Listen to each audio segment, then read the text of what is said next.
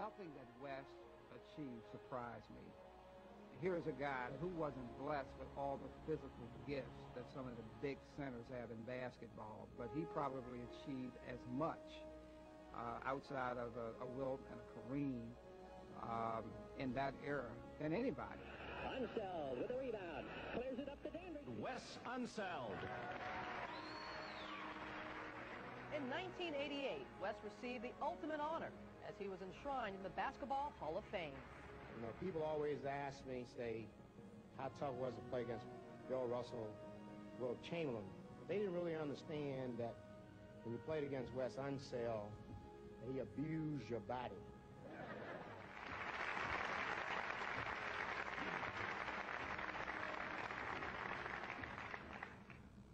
First of all, Willis, thank you very much. And, you know, you're going to have to pay for that big tale you just told about abusing people's bodies. 6'7", 245 pounds, and solid as a rock, Unseld made his presence felt around the NBA throughout the 70s.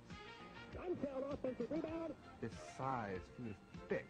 He was a man's man. And so when you see him make a move, or you see him making defensive moves on you, he controlled you. And he took control of the Bullets, leading them to the NBA Finals 4 times during the decade. Unseld's last appearance came in 1979, when Washington met Seattle for the 2nd year in a row, only to lose 4 games to 1. 1 year earlier, Unseld and the Bullets had simply refused to be denied. DJ around the top of the horn, shoots to the right side. There's his baseline jumper. Off the back of the rim. Unseld rebound, back up, no. Sixers call timeout. Wes would be probably the only guy I know that would get a rebound, okay, under the basket and throw a chest pass the length of the floor for somebody to score on the other end. Wes was just a competitor. That season of 1978 was the pinnacle of Unseld's career, as he led the underdog Bullets on a remarkable playoff run. Brown is down low, trying to get open. They give it to Dennis Johnson. He'll spin the left side to the corner. Long jumper off the back of the rim. Unseld, the wrong rebound. Shovels to Dandridge. Warm up the fat lady!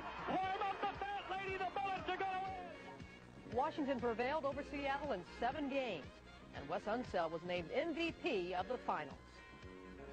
For the first time in 36 years, Washington, D.C. has a major sports world champion. Unseld a rebound, looking down court. He's a bigger version in some respects of Charles Barkley. For him to accomplish what he accomplished with the physical talents and skills that he had, he wasn't exceptionally quick. He wasn't a great leaper. He didn't have great size, and got as much out of what he had talent-wise as any player who's ever played the game. In 1975, Unseld led the league in rebounding, but the heavily favored Bullets fell to Barry and the Golden State Warriors in a 4-game sweep, one of the NBA's most stunning upsets. Still, Wes had established himself as the team's anchor in the middle. He was a rock. He was the leader of our team. He was not afraid to bang. You saw him as a warrior and a leader, and you saw him banging guys, 6, 7 inches taller than him. Never giving up, and it was an inspiration to play alongside of him. 1971, Unseld and the Bullets defeat their arch nemesis, the New York Knicks, in 7 games in the Eastern Conference Finals. For his size, he was one of the best who I think ever played the game for turning in the air and releasing the ball to get a fast break started. He was one of the best I've ever seen in my life in doing that. Even though he was heavy and big and strong, he had a unique ability to do that. In the finals, Baltimore collided with the Milwaukee Bucks, who swept them in 4 straight games.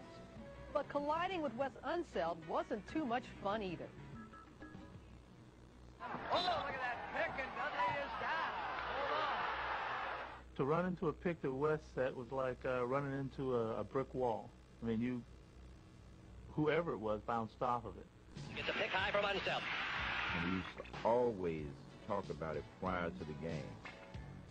Yell out when Wes Unseld is in the area, because he had this thing where he would set a pick for a guard, and I mean, it would be a bone-crushing pick.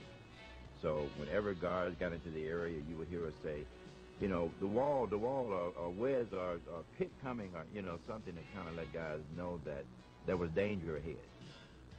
In 1968, the Bullets made Unseld the second pick in the NBA draft. An All-American at Louisville, he was an instant success in the NBA.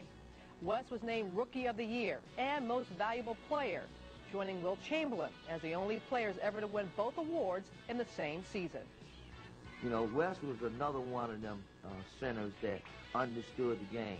You know, where he'll get you, 10 rebounds, 15, points, or 15 points, 10 rebounds. He understood the game. In that rookie season, Wes led Baltimore from last place to first in the Eastern Division. It was a 21-game improvement and marked the Bullets' first winning season ever. For the first time, I think, in Bullets franchise history, it said, guys, we're winners. 13 seasons and 5 All-Star appearances later, Unseld retired. He had built a reputation for doing the blue-collar work that is essential to winning. The things I did, I felt like had to be done. I learned that over the years of playing that somebody had to do them. I tried to do the job, and I didn't care really how I got it done as long as it got done. Wes Unseld's